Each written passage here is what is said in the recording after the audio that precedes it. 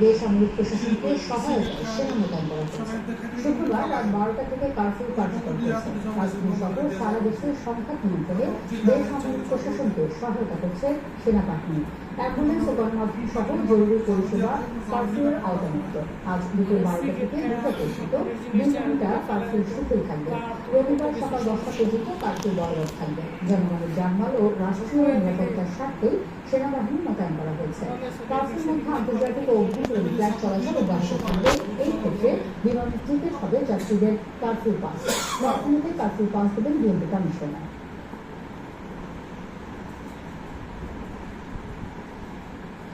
দর্শক, রাজধানীর পরিস্থিতি জানতে আমরা সরাসরি কথা বলবো আমাদের বিশেষ প্রতিনিধি জিয়াউল হক সবুজের সাথে। সবুজ, দুপুর 12টা থেকে কারফিউতে 2 ঘন্টার জন্য শিথিল করা হয়েছে। এখন রাজধানীর চিত্র কেমন দেখতে পাচ্ছেন?